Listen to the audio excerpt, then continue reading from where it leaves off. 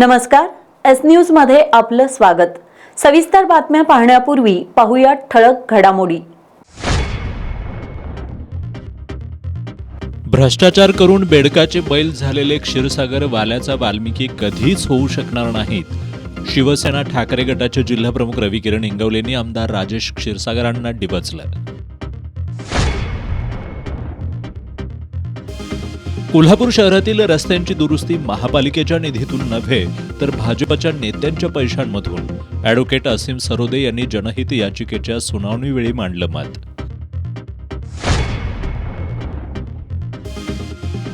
शिवसेना ठाकरे गटाचे शहर प्रमुख सुनील मोदींच्या राज्यपाल नियुक्त 12 आमदारांसंदर्भातील याचिकेवर आता मुंबई उच्च न्यायालयात सुनावणी होणार। आज कोल्हापूर सर्किट बेंचमधील सुनावणीवेळी न्यायमूर्ती मकरंद कर्णिक यांचे निर्देश। अन्न आणि नागरी पुरवठा विभागाची महाफूड वेबसाईट 3 महिन्यांपासून ठप्प, राज्यभरातील लोकांची गैरसोय।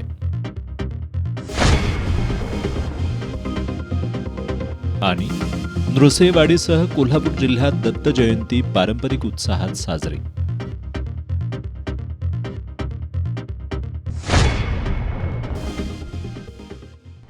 हे आहे GTPL SPN डिजिटल नेटवर्क आणि आपण पाहत आहात चॅनल एस।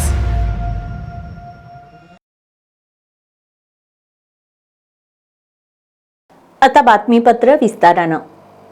कोल्हापूर शहरातील 100 कोटींच्या रस्ते कामावरून राज्य नियोजन मंडळाचे कार्यकारी अध्यक्ष आमदार राजेश क्षीरसागर यांनी महापालिकेच्या अधिकाऱ्यांना इतके खाऊ नका की पोट फुटेल असा दम भरला होता। यानंतर आता शिवसेना उद्धव बाळासाहेब ठाकरे पक्षाचे जिल्हाप्रमुख रवी किरण इंगवले यांनी आमदार क्षीरसागरांना डिवचलंय। त्यांनी भ्रष्टाचार करून बेडकाचा बैल झालेले क्षीरसागर वाल्याचा वाल्मिकी कधीच होऊ शकणार नाहीत असा टोला लगावलाय। कोल्हापुरातल्या 100 कोटी रुपयांच्या निधीतील वादग्रस्त रस्ते विकास प्रकल्पावरून राजकीय वादंग उसळलाय। राज्य नियोजन मंडळाचे कार्यकारी अध्यक्ष आमदार राजेश क्षीरसागर यांनी नुकत्याच घेतलेल्या एका बैठकीत महापालिकेच्या अधिकाऱ्यांना इतके खाऊ नका की पोट फुटेल अशा शब्दांमध्ये सुनावलं होतं। यावरून त्यांनी प्रकल्पातील भ्रष्टाचाराची जणू कबुलीच दिल्याची चर्चा सुरू आहे। दरम्यान माजी स्थायी समिती सभापती राजेश लाटकर यांनी निकृष्ट दर्जाच्या कामांमधून तुमचं पोट किती भरलंय असा खोचक सवाल आमदार क्षीरसागर यांना केलाय। आता शिवसेना उद्धव बाळासाहेब ठाकरे पक्षाचे जिल्हाप्रमुख रवी किरण इंगवले यांनीही आमदार क्षीरसागर यांच्यावर जोरदार प्रहार केलाय।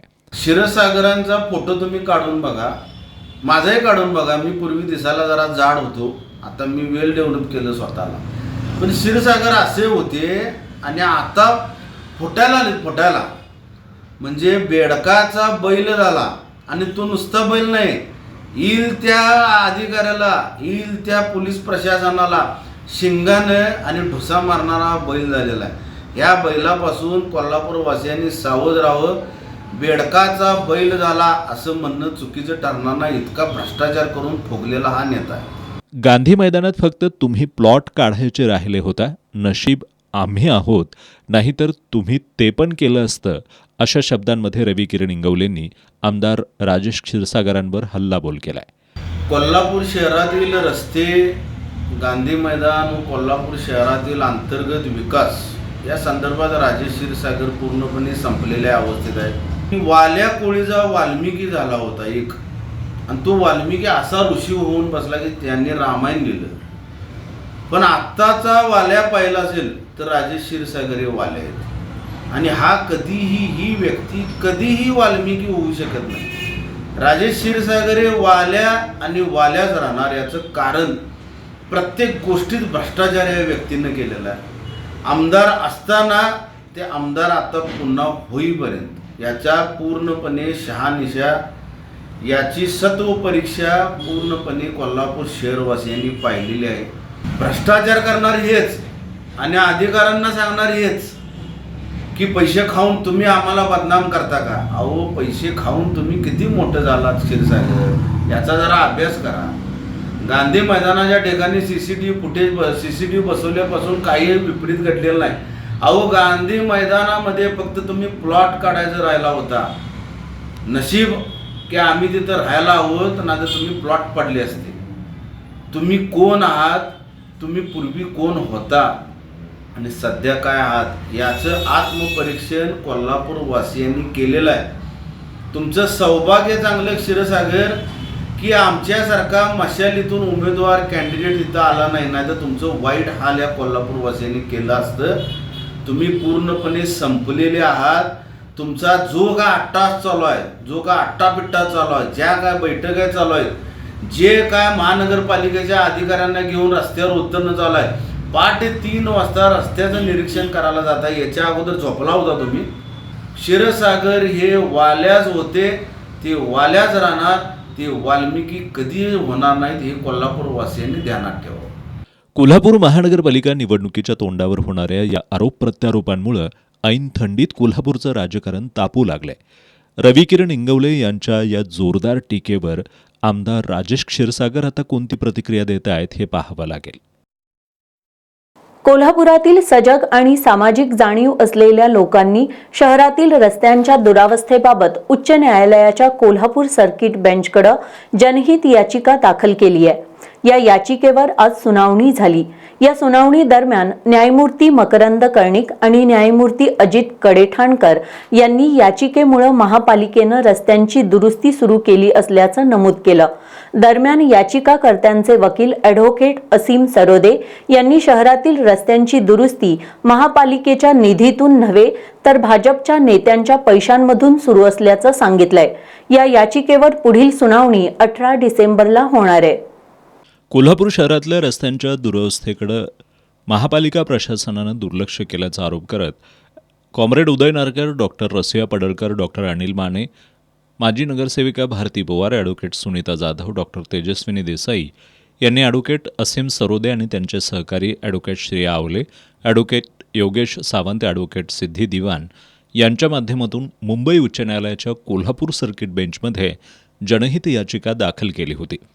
या याचिकेवर आज न्यायमूर्ती मकरंद कर्णिक आणि न्यायमूर्ती अजित कडेठाणकर यांच्यासमोर सुनावणी झाली. प्रशासनानं शहरातल्या रस्त्यांची दुरुस्ती सुरू केली आहे, त्याबद्दल न्यायालयानं समाधान व्यक्त केलं आहे. प्रशासनानं टप्प्याटप्प्यानं शहरातील सर्व रस्ते व्यवस्थित करून घेण्यासाठी प्रशासनाला आदेश देऊ असं न्यायालयाकडून सांगण्यात आलं आहे. मात्र ॲडव्होकेट असीम सरोदे यांनी या याचिकेवर अद्यापपर्यंत महापालिका प्रशासन, जिल्हा परिषद किंवा नगरविकास खात्याकडून कोणतंही लेखी उत्तर मिळालं नसल्यानं हा प्रशासनाचा बेजबाबदारपणा असल्याचा आरोप केला. कोल्हापूरच्या रस्त्यांची जी दुरावस्था अनेक वर्षांपासून झालेली आहे आणि प्रशासकीय अनास्था त्याच्याबद्दलची सातत्याने दिसून आली आहे. त्यामुळे कोल्हापुरातल्या काही सजग नागरिकांनी जनहित याचिका कोल्हापूर उच्च न्यायालयात दाखल केली. त्याच्यावर आज सुनावणी होती आणि तेव्हा न्यायाधीशांनी त्याची जी गंभीर दखल घेतली, त्यामुळे कोल्हापूर प्रशासनाने तात्काळ रस्त्यांच्या डागडुजीचं काम सुरू केलेलं आहे. आणि चांगली गोष्ट म्हणजे न्यायालयाच्या सुद्धा हे लक्षात आलं की डागडुजीचं काम सुरू झालेलं आहे. जेव्हा आम्ही सांगितलं की डागडुजी ही अशास्त्रीय पद्धतीने, अवैज्ञानिक पद्धतीने होते आहे, तेव्हा न्यायाधीशांनीच मला थांबवून हे सांगितलं की निदान काम सुरू झालेलं आहे, त्यामुळे आपण आता टप्प्याटप्प्याने हे काम कसं चांगलं होईल याच्याकडे लक्ष दिलं पाहिजे. आणि तरीसुद्धा मला हे नक्की सांगायचं आहे की पुढील सुनावणीच्या आधी त्यांनी उत्तर द्यायला पाहिजे, कारण की प्रशासकीय अधिकारी जे आहेत सगळे प्रतिवादी म्हणजे जिल्हा परिषद कोल्हापूर, महानगरपालिका कोल्हापूर, सामाजिक बांधकाम विभाग, नगर विकास मंत्रालय हे कोणीही उत्तर देत नाही आहे. 2 तारखा झाल्या पण त्यांनी लेखी उत्तर अजूनही सादर केलं नाही आणि आजसुद्धा लेखी उत्तर देण्यासाठी वेळ मागितली. हा अत्यंत बेजबाबदारपणा आहे असं मला वाटते. सध्या शहरातल्या रस्त्यांच्या दुरुस्तीचं जे काम सुरू आहे त्यासाठी महापालिकेकडे निधी उपलब्ध नाही. भाजप नेत्यांच्या पैशातून हे दुरुस्तीचं काम सुरू असल्याचा आरोप ॲडव्होकेट सरोदे यांनी केला आहे. दुसरं, आता जे माहिती काही याचिकाकर्त्यांकडून मला मिळाली तर महानगरपालिकेला किंवा कोणत्याही प्रतिवादींना म्हणजे जिल्हा परिषदेला किंवा नगर विकास कोणालाही कोणताही फंड उपलब्ध करून देण्यात आलेला नाही आणि येथील भारतीय जनता पक्षाच्या काही नेत्यांच्या पैशांनी ही डागडुजी होत आहे, कारण की निवडणुकीपुरती त्यांना रस्ते चांगले होत आहेत असं दाखवायचं आहे. अशी मला माहिती मिळाली आहे, ती धक्कादायक आहे असं मला वाटते. न्यायालयीन प्रक्रिया तर सुरू राहील, पण न्यायालयाच्या बाहेर हे जे चुकीचे प्रकार सुरू आहेत ते सुद्धा कोल्हापूरकरांनी लक्षात घेतले पाहिजे. दरम्यान कोल्हापुरातल्या काही जागरूक नागरिकांनी खराब रस्त्यांसंदर्भात आणखी एक याचिका उच्च न्यायालयात दाखल केल्याचं सांगण्यात येत आहे. जम्मू काश्मीरमध्ये अतिरेकी हल्ल्यात शहीद झालेले साताऱ्याचे कर्नल संतोष महाडिक यांच्या पत्नी मेजर स्वाती महाडिक सैन्यात दाखल होत शहीद कर्नल संतोष महाडिक यांचा वारसा चालवतायत. त्यांच्या या धाडसाचं कौतुक म्हणून यावर्षीचा रणरागिणी ताराराणी पुरस्कार जाहीर करण्यात आलाय. अखिल भारतीय मराठा महासंघाचे राष्ट्रीय उपाध्यक्ष वसंतराव मुळीक यांनी आज पत्रकार बैठकीत या पुरस्काराची घोषणा केली. छत्रपती महाराणी ताराराणी यांच्या 350व्या जयंती वर्षानिमित्त त्यांच्या अद्वितीय कार्याचा देशभरात प्रसार व्हावा यासाठी अखिल भारतीय मराठा महासंघाकडून वर्षभर विविध उपक्रमांचं आयोजन करण्यात आलं आहे. याचाच भाग म्हणून यावर्षी पहिल्यांदाच मोगलमर्दिनी महाराणी ताराराणी पुरस्काराची घोषणा करण्यात आली आहे. यंदा हा पुरस्कार मेजर स्वाती संतोष महाडिक यांना जाहीर झाला आहे. कर्नल संतोष महाडिक हे शहीद झाल्यानंतर त्यांच्या कार्याचा वारसा पुढे नेण्याचा निर्धार मेजर स्वाती महाडिक यांनी केला. सैन्यदलात भरती होत त्यांनी संघर्षमय जीवन जगण्याचा मार्ग स्वीकारला. महाराणी ताराराणी यांच्या धैर्यशील आदर्शाचं आधुनिक प्रतिबिंब म्हणून त्यांची निवड करण्यात आल्याचं मराठा महासंघाचे राष्ट्रीय उपाध्यक्ष वसंतराव मुळीक यांनी सांगितलंय. यावर्षी अखिल भारतीय मराठा महासंघाच्या वतीने मोगलमर्दिनी महाराणी ताराबाई 2025चा पुरस्कार आम्ही मेजर स्वाती संतोष महाडिक यांना जाहीर करत आहोत. हा पुरस्कार महाराणी ताराबाईंच्या पुण्यतिथी म्हणजेच 10 डिसेंबर रोजी शाहू स्मारक या ठिकाणी मान्यवरांच्या उपस्थितीत विशेषतः मेजर जनरल कोल्हापूरचे SP आणि त्याचबरोबर कर्नल आणि आजी माजी सैनिकांच्या उपस्थितीत जनतेच्या वतीनं एक ऐतिहासिक असा कार्यक्रम आम्ही करणार आहोत. मेजर जनरल MN काशीद आणि जिल्हा पोलीस प्रमुख योगेश कुमार गुप्ता यांच्या हस्ते मेजर स्वाती महाडिक यांना पुरस्कार प्रदान केला जाणार आहे. यावेळी महाराणी ताराबाई एक अभ्यास या विषयावर इतिहास संशोधक इंद्रजित सावंत हे व्याख्यान देणार आहेत. पत्रकार बैठकीला शैलजा भोसले, CM गायकवाड, चंद्रकांत चव्हाण, उदय देसाई, बबन रानगे, MD देसाई, प्रकाश पाटील, विजय पाटील, शरद साळुंखे, कादर मलबारी, संजय कांबळे, अवधूत पाटील आदी उपस्थित होते. 7-12 उतारा आणि 8A मिळवण्यासाठी लोकांना आता तलाठी कार्यालयाचे उंबरठे झिजवण्याची गरज नाही. राज्य सरकारनं आता डिजिटल 7-12 आणि 8Aला कायदेशीर मान्यता दिली आहे. महसूल मंत्री चंद्रशेखर बावनकुळे यांनी ही माहिती दिली आहे. राज्यात अनेक ठिकाणी लोकांना 7-12 उतारा मिळवण्यासाठी वारंवार तलाठी कार्यालयाचे उंबरठे झिजवावे लागतात. काही भागात तर चिरीमिरी दिल्याशिवाय उतारा हातात पडत नाही.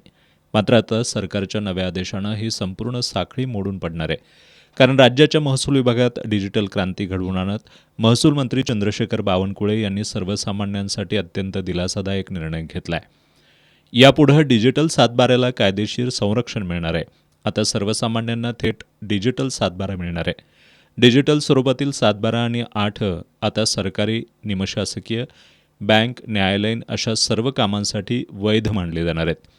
महाभूमी पोर्टलच्या संकेतस्थळावर लोकांना आता डिजिटल पेमेंटद्वारे 7-12 उतारा डाउनलोड करता येणार आहे. प्रत्येक उतार्यावर डिजिटल स्वाक्षरी, QR कोड आणि 16 अंकी पडताळणी क्रमांक असणार आहे, ज्यामुळे त्याची सत्यता कोणीही तपासू शकणार आहे. लोकांना आता केवळ ₹15 भरून डिजिटल स्वाक्षरीत 7-12 उतारा उपलब्ध होणार असून तलाठ्याची स्वाक्षरी किंवा शिक्क्याच्या औपचारिकतेची गरज उरणार नाही. अनेक वर्षांपासून लोकांची डोकेदुखी ठरलेल्या 7-12 उतार्याच्या प्रक्रियेत हा क्रांतिकारी बदल मानला जात असून यामुळे सर्वसामान्यांना मोठा दिलासा मिळाला आहे. दिगंबरा दिगंबरा श्रीपाद वल्लभ दिगंबरांच्या गजरात आज शिरोळ तालुक्यातील नृसिंहवाडी इथं श्री दत्त जयंती सोहळा संपन्न झाला. यावेळी महाराष्ट्रासह अन्य राज्यातील हजारो भाविकांनी श्रींच्या दर्शनासाठी गर्दी केली होती. नृसिंहवाडीत आज श्री दत्त जयंतीसाठी पहाटेपासून महाराष्ट्रासह कर्नाटक, गोवा या राज्यांमधील भाविकांनी गर्दी केली होती. पहाटेच्या वातावरणात मंत्रोच्चार आणि भजनाच्या सुरांमध्ये श्री दत्त दर्शनासाठी भाविकांच्या रांगा लागल्या होत्या. पहाटे 4 वाजता मंदिरात काकड आरती झाली. त्यानंतर नित्यक्रम पूजेला सुरुवात झाली. त्यानंतर पंचामृत अभिषेक सेवा संपन्न झाली. दुपारी श्रींची महापूजा बांधण्यात आली होती. ब्रह्मवृंदानं पवमान पंचसूताचं पठण केलं. त्यानंतर सायंकाळी श्रींच्या उत्सव मूर्तीचं मंदिरात आगमन झालं आणि जन्मकाळ सोहळा पार पडला. यावेळी अबीर गुलालाची श्रींच्या पाळण्यावर उधळण करून लाखो भाविकांच्या उपस्थितीत जन्मकाळ सोहळा संपन्न करण्यात आला. त्यानंतर श्रींचा पाळणा सवाद्य मिरवणुकीनं दत्त जयंती उत्सवाचे मानकरी विनोद पुजारी यांच्या निवासस्थानी आणण्यात आला. यावेळी भाविकांनी मनोभावे श्रींचं दर्शन घेतलं. श्री नृसिंह सरस्वती दत्त महाराज आज या कृष्णा पंचगंगा संगम तीरावर बसलेल्या श्री क्षेत्र नृसिंहवाडी दत्तप्रभूंच्या 12 वर्षाच्या तपश्चर्येने पुनीत झालेली आहे. राजधानीमध्ये आज सर्व भक्तगण दत्त जयंती सोहळ्यानिमित्त जमलेले आहेत. आपल्या दत्तप्रभूंच्या चरणी आपली सेवा समर्पित करण्याकरता हे सर्व भक्तगण या ठिकाणी येत आहेत. दत्त देवस्थानमार्फत भाविकांसाठी दर्शन रांगांचं उत्तम नियोजन केलेलं आहे. त्याचप्रमाणे भाविकांसाठी महाप्रसादाचं नियोजन आहे. ग्रामपंचायत नृसिंहवाडी यांच्यातर्फे भाविकांसाठी त्यांच्या वाहनांची पार्किंगची व्यवस्था उत्तम प्रकारे केलेली आहे. येऊन अतिशय छान वाटलं. आम्ही गेले 12 वर्ष झाले वाडीला येतोय. दत्त जयंतीच्या दिवशी दर्शन हा अतिशय सुंदर योग असं आम्हाला वाटतं. त्यामुळे आवर्जून कितीही गर्दी असली तरी न कंटाळता लाईनीत उभं राहून व्यवस्थित दर्शन घेऊन आम्हाला प्रचंड समाधान मिळतं मनाला. नवीन खूपच छान आहे. नियोजन व्यवस्थित आहे. गर्दी गोंधळ कुठेही नाही आहे. भाविकांच्या सोयीसाठी विविध ठिकाणी मंडळांच्या वतीनं चहा आणि अल्पोपहाराची व्यवस्था करण्यात आली होती. भाविकांसाठी विश्रांती शेड तसंच दर्शन रांगेची सुविधा उपलब्ध करून देण्यात आल्यानं दर्शन सुलभ झालं. वाहतूक कोंडी होऊ नये यासाठी पोलिसांनी नियोजन केलं होतं, तर नदीपात्र परिसरात वजीर रेस्क्यू फोर्सचे जवान बोटींसह तैनात होते. मी आपत्ती व्यवस्थापन प्रमुख शिरोळ तालुका राव पटेल वजीर रेस्क्यू फोर्सच्या माध्यमातून 110 पोरांचे नियोजन दत्त जयंतीला करण्यात आलेले आहेत, जेणेकरून येणाऱ्या भाविकांच्या सुरक्षेसाठी व नदीपात्रात कोणीही बुडू नये ह्यासाठी आपत्ती व्यवस्थापनाचे 2 यांत्रिक बोटी, 30 जवान नदीपात्रात, 40 जवान मंदिर परिसरात व 50 जवान नरसोवाडी ग्रामपंचायत परिसरात. याप्रमाणे लोकांना कुठल्याही गोष्टीची पार्किंगची सोय असू दे किंवा मार्गाचा व्यवस्था असू दे किंवा कुठल्याही गोष्टीचं अडचण येऊ नये ह्या दृष्टिकोनानं आपत्ती व्यवस्थापनाची टीम मंदिर समितीच्या माध्यमातून व ग्रामपंचायतीच्या माध्यमातून इथं तैनात करण्यात आलेली आहे. मंदिर, घाट परिसर आणि मुख्य रस्त्यांवर आज दिवसभर दत्तभक्तांच्या जयघोषानं वातावरण भक्तिमय झालं होतं. तहसीलदार अनिल कुमार हेळकर यांनी मंदिर परिसराची पाहणी केली. यावेळी गटविकास अधिकारी नारायण घोलप, वैद्यकीय अधिकारी डॉक्टर पांडुरंग खटावकर आदी मान्यवर उपस्थित होते. गेल्या 2.5 ते 3 महिन्यांपासून राज्य शासनाच्या अन्न आणि नागरी पुरवठा विभागाची महाफूड ही वेबसाईट बंद आहे. त्यामुळे सर्वसामान्यांची शिधापत्रिकेशी संबंधित सर्व ऑनलाईन कामं ठप्प आहेत. महाफूडची वेबसाईट बंद असल्यामुळं राज्यभरातील लोकांना त्रास होत असून डिजिटल इंडियाची हाक देणाऱ्या सरकारला 3 महिन्यात एक वेबसाईट पूर्ववत सुरू करता येत नसल्यानं आश्चर्य व्यक्त होतंय. राज्य शासनाच्या सर्वच विभागांकडून सध्या डिजिटल प्रणालीचा वापर करण्यात येतोय. यामुळं लोकांचा वेळ आणि पैसा वाचतोय, परंतु बऱ्याच वेळेला सर्व्हर डाऊनच्या समस्येमुळं लोकांची गैरसोय होतीये. महाफूड या अन्न आणि नागरी पुरवठा विभागाच्या वेबसाईट संदर्भात असाच प्रकार घडलाय. गेल्या 2.5 ते 3 महिन्यांपासून ही वेबसाईट ठप्प राहतीये. यामुळं अन्न आणि नागरी पुरवठा विभागाशी संबंधित कामं खोळंबतायत. शिधापत्रिकामधील नावं वाढवणं, कमी करणं, दुबार शिधापत्रिका देणं, नवी शिधापत्रिका देणं, याचबरोबर वैद्यकीय उपचारांसाठी पुरवठा विभागाकडून लागणारे दाखले न मिळणं या समस्यांमुळे लोकांची गैरसोय वाढू लागली आहे. काही वेळासाठीच ही वेबसाईट चालू होते, त्यानंतर बराच काळ ही वेबसाईट ठप्प राहते. तालुक्याच्या ठिकाणी अन्न आणि नागरी पुरवठा विभागाकडील कामांसाठी येणाऱ्या लोकांचे यामुळे हेलपाटे वाढू लागलेत. कोल्हापूर जिल्ह्यातल्या 14 अन्न आणि नागरी पुरवठा विभागांच्या कार्यालयांमध्ये सध्या हीच स्थिती आहे. ही अडचण तातडीनं दूर करून लोकांना होणारा त्रास कमी करावा किंवा ऑफलाईन सेवा द्यावी अशी मागणी लोकांमधून होतीये. सर्वसामान्य जनतेला वेबसाईट बंद असल्यानं होणारा त्रास शासनाला दिसत नाही काय? डिजिटल इंडियाची हाक देणारं शासन महाफूड पोर्टल दुरुस्त करायला इतका वेळ का लावतंय, असे संतप्त सवाल लोकांमधून उपस्थित होत आहेत. एस न्यूजसाठी नामदेव कोसाळे, राधानगरी. कोल्हापूर महानगरपालिकेच्या कॉम्रेड गोविंदराव पानसरे विद्यालयात पहिल्या स्मार्ट हॅपी ई क्लासरूमचं उद्घाटन उपायुक्त किरण कुमार धनवाडे यांच्या हस्ते करण्यात आलं. IDBI बँकेच्या सहकार्यातून हा हॅपी ई क्लासरूम विकसित करण्यात आलाय. कोल्हापूर महानगरपालिकेच्या प्राथमिक शिक्षण समितीकडील कॉम्रेड गोविंदराव पानसरे विद्यालयात शहरातील पहिल्या स्मार्ट हॅपी ई क्लासरूमचं उद्घाटन करण्यात आलंय. महानगरपालिकेचे उपायुक्त किरण कुमार धनबाडे यांच्या हस्ते नुकतंच या ई क्लासरूमचं उद्घाटन करण्यात आलं. प्रशासक के मंजू लक्ष्मी यांच्या मार्गदर्शनाखाली आणि प्रशासनाधिकारी DC कुंभार यांच्या संकल्पनेतून या उपक्रमाची सुरुवात करण्यात आली आहे. शाळा स्मार्ट होत आहेत, त्याबरोबरच त्या हॅप्पी म्हणजेच आनंदी होणं सुद्धा तितकंच गरजेचं आहे. यासाठी IDBI बँकेच्या आर्थिक सहकार्यातून हा उपक्रम राबवण्यात येतोय. यावेळी बोलताना उपायुक्त किरण कुमार धनबाडे यांनी या माध्यमातून शिक्षण आनंदी झाल्यानं विद्यार्थ्यांची अभ्यासातली रुची निर्माण होऊन त्यांची शाळेतली उपस्थिती वाढणार असल्याचं सांगितलं. हा उपक्रम शैक्षणिक प्रक्रियेमध्ये नक्कीच दिशादर्शक ठरेल असा विश्वास सुद्धा त्यांनी व्यक्त केला.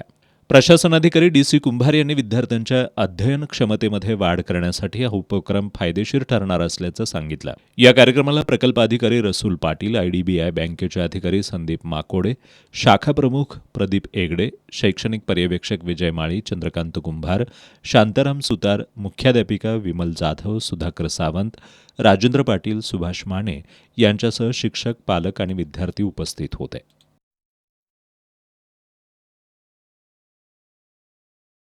गार्डन्स क्लब ऑफ कोल्हापूर आणि कोल्हापूर महानगरपालिका यांच्या संयुक्त विद्यमानं 6 आणि 7 डिसेंबरला महावीर उद्यानात 55वे पुष्प प्रदर्शन आयोजित करण्यात आलंय. विविध स्पर्धा, कार्यशाळा, व्याख्यानं आणि बगीच्यांसाठी लागणाऱ्या साहित्यांच्या स्टॉल्सची रेलचेल असणाऱ्या या प्रदर्शनाला कोल्हापूरकरांनी भेट द्यावी असं आवाहन गार्डन्स क्लबच्या अध्यक्षा पल्लवी कुलकर्णी आणि सचिव सुप्रिया भस्मे यांनी केलंय. गार्डन्स क्लब आणि कोल्हापूर महानगरपालिकेच्या संयुक्त विद्यमानं 55वे पुष्प प्रदर्शन येत्या 6 आणि 7 डिसेंबरला महावीर उद्यानात आयोजित करण्यात आलं. या प्रदर्शनात बागकामासाठी लागणाऱ्या साहित्याचे विक्री स्टॉल मांडण्यात येणार आहेत. 6 डिसेंबरला सकाळी 7 वाजता पुष्प स्पर्धेनं कार्यक्रमाची सुरुवात होणार आहे. गुलाब, झेंडू, निशिगंध, जरबेरा यासारख्या अनेक फुलांच्या विविध जाती स्पर्धकांकडून प्रदर्शनात ठेवण्यात येतील. तज्ज्ञ परीक्षकांच्या परीक्षणानंतर सकाळी 10:30 वाजता पुष्प प्रदर्शनाचं उद्घाटन होणार आहे. उद्यान स्पर्धेतील विजेत्यांचा सत्कार मधुरिमा राजे छत्रपती यांच्या हस्ते आणि उपायुक्त परितोष कंकाळ, राजेंद्र दोशी, DY पाटील ग्रुपच्या मार्गदर्शिका शांतादेवी D. पाटील यांच्या प्रमुख उपस्थितीत होणार आहे. सायंकाळच्या सत्रात प्लास्टिक प्रदूषणाचा अंत या संकल्पनेवर आधारित स्किट स्पर्धा घेण्यात येणार आहे. यानंतर तरुणाईमध्ये मोठी उत्सुकता असलेला बोटॅनिकल फॅशन शो सादर केला जाणार आहे. तरुणांच्या कल्पनाशक्तीचा आविष्कार ठरणाऱ्या या स्पर्धेला प्रोत्साहन देण्यासाठी अभिनेत्री जुई पाटील या प्रमुख पाहुण्या म्हणून उपस्थित राहणार आहेत. रविवारी 7 डिसेंबरला सकाळच्या गुलाबी थंडीत लहान थोरांच्या चित्रकला स्पर्धेचं आयोजन करण्यात आलं आहे. विजेत्यांची चित्र 2027च्या कॅलेंडरसाठी निवडली जाणार आहेत. सायंकाळच्या सत्रात पृथ्वी आणि पर्यावरण या संकल्पनेवर आधारित लघुपट स्पर्धेतील निवडक आणि विजेत्या लघुपटांचं प्रदर्शन केलं जाणार आहे. प्रदर्शनात क्लबच्या वतीनं 6,000 कापडी पिशव्यांचं वाटप करण्यात येणार आहे. Birds international school, Radhabai Shinde, new model आणि माईसाहेब बावडेकर या शाळांमधील विद्यार्थ्यांकडून प्लास्टिक प्रदूषणावरील पोस्टर, उपकरणं आणि प्रदर्शनाचं आयोजन करण्यात येणार आहे.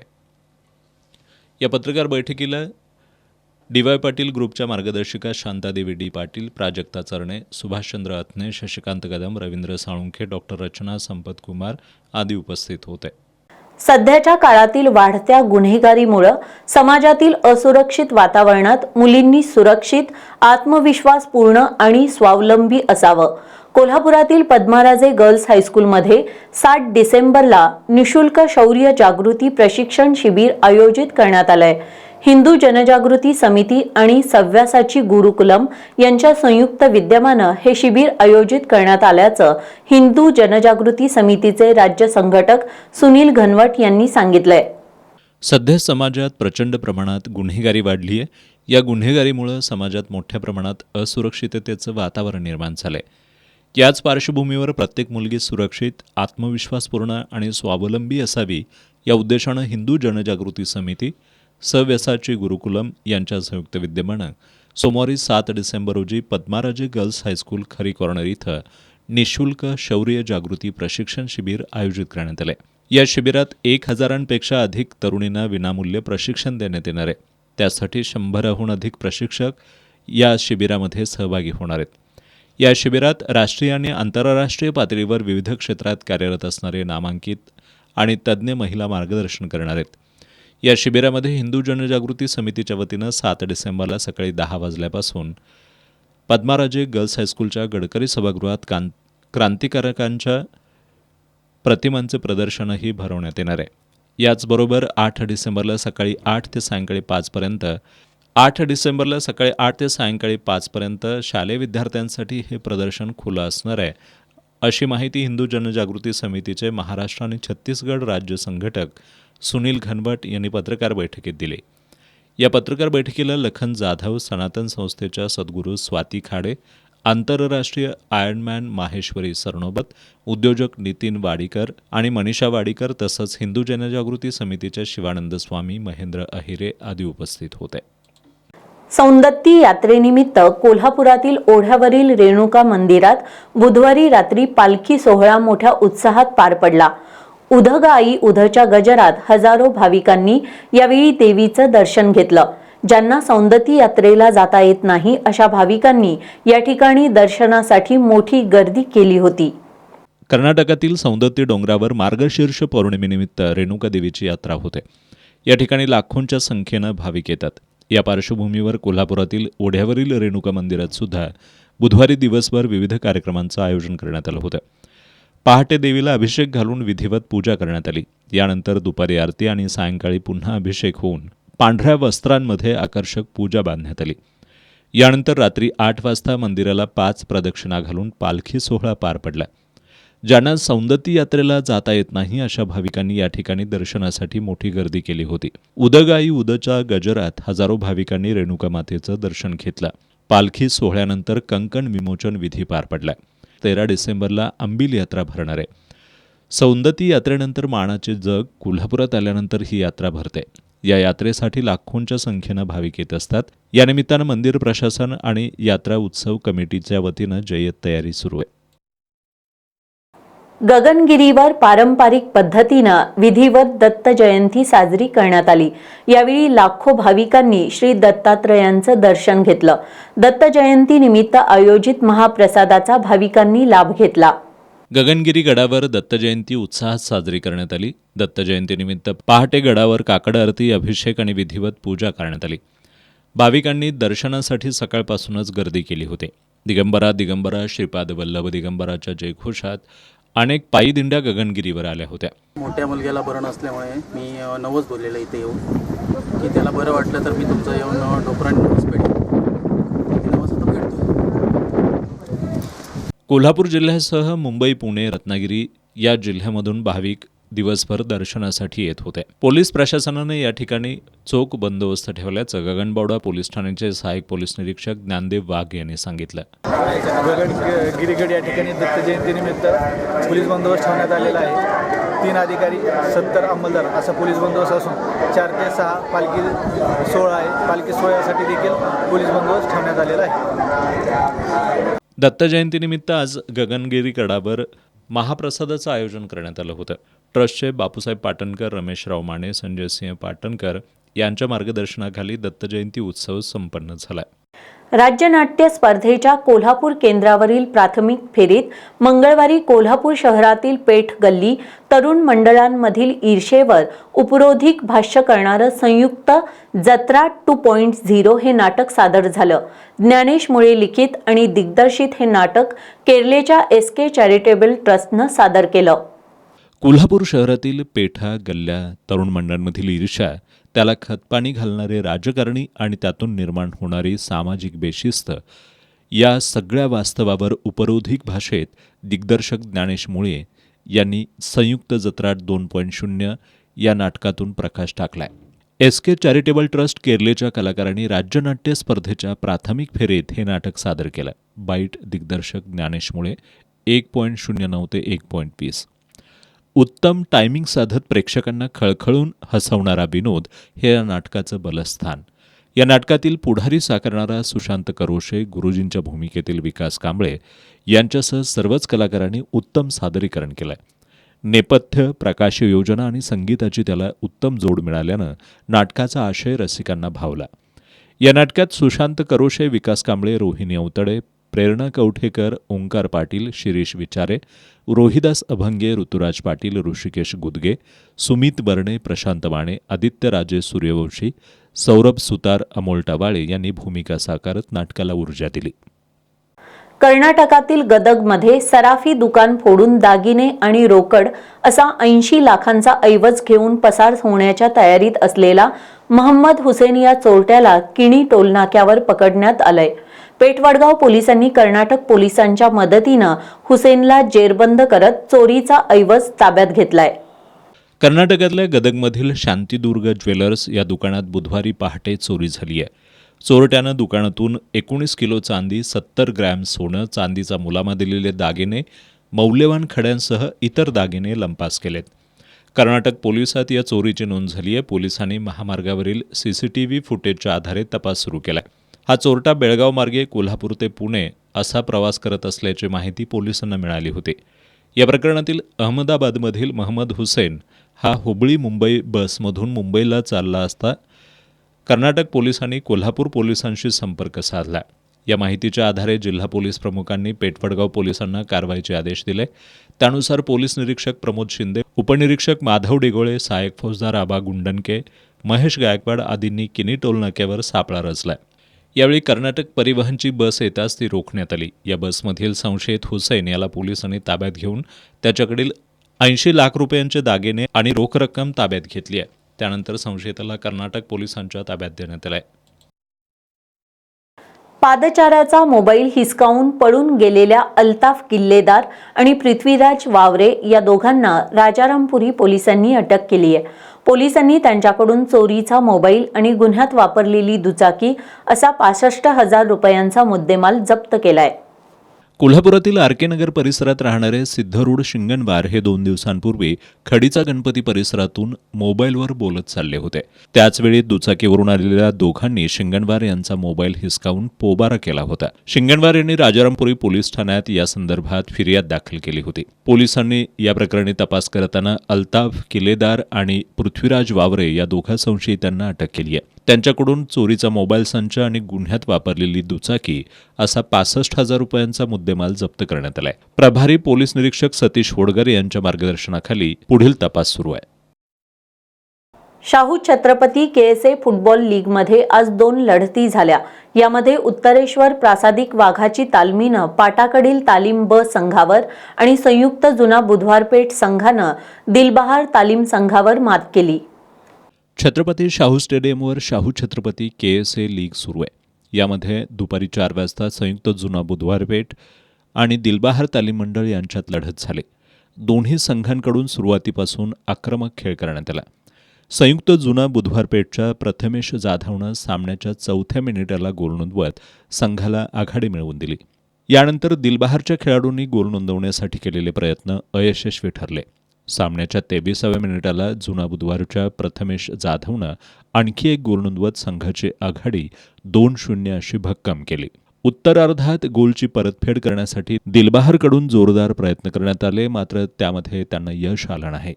संयुक्त जुना बुधवारपेठच्या शुभम जाधवनं दिलबहारच्या डी बाहेरून मारलेला जोरदार फटका गोलरक्षक जयकुमार मेथेनं उत्कृष्टरित्या रोखला.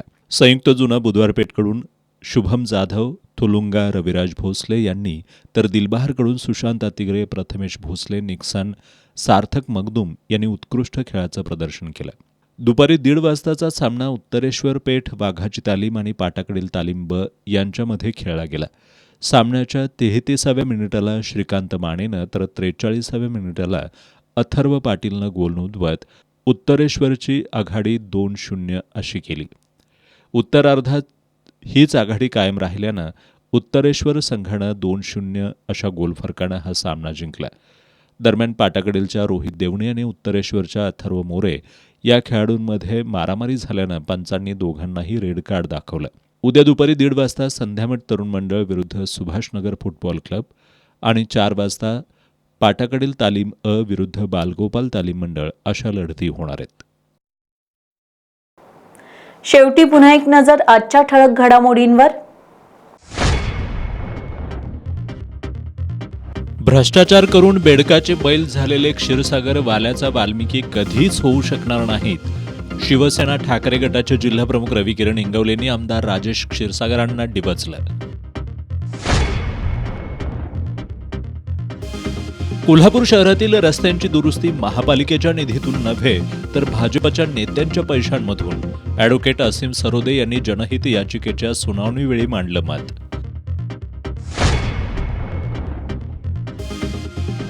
शिवसेना ठाकरे गटाचे शहर प्रमुख सुनील मोदींच्या राज्यपाल नियुक्त 12 आमदारांसंदर्भातील याचिकेवर आता मुंबई उच्च न्यायालयात सुनावणी होणार. आज कोल्हापूर सर्किट बेंचमधील सुनावणीवेळी न्यायमूर्ती मकरंद कर्णिक यांचे निर्देश. अन्न आणि नागरी पुरवठा विभागाची महाफूड वेबसाईट 3 महिन्यांपासून ठप्प. राज्यभरातील लोकांची गैरसोय.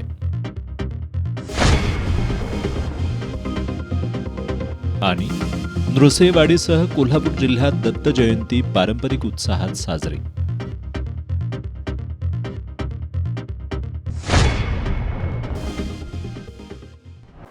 GH रायसोनी स्मृती कोल्हापूर जिल्हा 17 वर्षाखालील निवड बुद्धिबळ स्पर्धा नुकतीच पार पडली. या स्पर्धेत मुलांच्या गटात अथर्व तावरे तर मुलींच्या गटात दिशा पाटील अजिंक्य ठरलेत, तर सर्वेश पोद्दार आणि दिव्या पाटील यांना उपविजेते पदावर समाधान मानावं लागलं. चेस असोसिएशन कोल्हापूरने 17 वर्षाखालील मुला-मुलींच्या कोल्हापूर जिल्हा निवड बुद्धिबळ स्पर्धेचं आयोजन केलं. जलद बुद्धिबळाच्या आंतरराष्ट्रीय नियमानुसार स्विस लीग पद्धतीनं झालेल्या या स्पर्धेत अंतिम 6व्या फेरीनंतर मुलांच्या गटात द्वितीय मानांकित इचलकरंजीच्या अथर्व तावरेनं अजिंक्यपद पटकावलं. 10व्या मानांकित कोल्हापूरच्या सर्वेश पोद्दारला उपविजेतेपदावर समाधान मानावं लागलं. मुलींच्या गटात द्वितीय मानांकित जयसिंगपूरच्या दिशा पाटीलनं 5.5 गुणांसह अजिंक्यपद पटकावलं. अग्रमानांकित जयसिंगपूरची दिव्या पाटील उपविजेती ठरली. स्पर्धेचा बक्षीस वितरण समारंभ आयुर्विमा महामंडळाचे निवृत्त अधिकारी किरण शिंदे, उमेश कांबळे, उद्योजक शिवराज सूर्यवंशी पाटील, प्रिया कुलकर्णी आणि सोनम मुजावर यांच्या हस्ते संपन्न झाला. यावेळी आंतरराष्ट्रीय पंच भरत चौगुले, उपाध्यक्ष धीरज वैद्य, कॅन्डिडेट मास्टर अनिश गांधी, राष्ट्रीय पंच आरती मोदी आणि नंदकुमार वाली उपस्थित होते. शाहूपुरी पोलिसांच्या गुन्हे शोध पथकानं आज आयर्विन ख्रिश्चन हायस्कूल परिसरात कारवाई करत मेफेटेरेमाइन सल्फेट हे नशेसाठीचं इंजेक्शन बेकायदेशीररित्या विक्री करण्यासाठी आलेला ऋषभ रवींद्र आडके याला अटक केली आहे. त्याच्याकडून नशेचं इंजेक्शन आणि दुचाकी असा 66,000चा मुद्देमाल जप्त करण्यात आलाय. कोल्हापुरातल्या नाना पाटील नगर परिसरात राहणारा ऋषभ रवींद्र आडके हा बेकायदेशीररित्या मेफेटेरेमाइन सल्फेट ही नशेचे इंजेक्शन विक्री करत असल्याची माहिती शाहूपुरी पोलिसांना मिळाली होती. या माहितीच्या आधारे शाहूपुरी पोलिसांनी सापळा रचून आज दुपारी आयर्विन ख्रिश्चन हायस्कूल परिसरात नशेची इंजेक्शन विक्री करण्यासाठी आलेल्या ऋषभ आडके याला अटक केली आहे. पोलिसांनी त्याच्याकडून इंजेक्शन, मोबाईल संच आणि एक दुचाकी असा 66,000चा मुद्देमाल जप्त केलाय. पोलीस निरीक्षक संतोष डोके यांच्या मार्गदर्शनाखाली सहाय्यक पोलीस निरीक्षक चेतन मसुटगे, पोलीस उपनिरीक्षक आकाश जाधव, अंमलदार भैरू माने, मिलिंद बांगर, बाबा ढाकणे, सुशीलराज गायकवाड, महेश पाटील, सनीराज पाटील, अमोल पाटील, रवी आंबेकर, कृष्णा पाटील, राहुल पाटील यांनी या कारवाईत सहभाग घेतला. शेवटी पुन्हा एक नजर आजच्या ठळक घडामोडींवर. भ्रष्टाचार करून बेडकाचे बैल झालेले क्षीरसागर वाल्याचा वाल्मिकी कधीच होऊ शकणार नाहीत. शिवसेना ठाकरे गटाचे जिल्हाप्रमुख रवी किरण इंगवलेंनी आमदार राजेश क्षीरसागरांना डिवचलं. कोल्हापूर शहरातील रस्त्यांची दुरुस्ती महापालिकेच्या निधीतून नव्हे तर भाजपच्या नेत्यांच्या पैशांमधून ॲडव्होकेट असीम सरोदे यांनी जनहित याचिकेच्या सुनावणीवेळी मांडलं मत.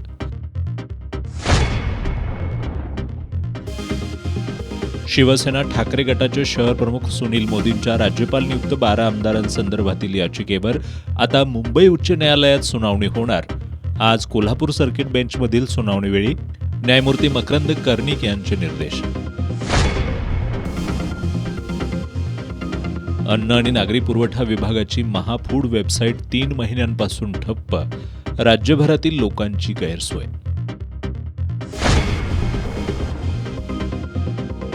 आणि नृसिंहवाडीसह कोल्हापूर जिल्ह्यात दत्त जयंती पारंपरिक उत्साहात साजरी.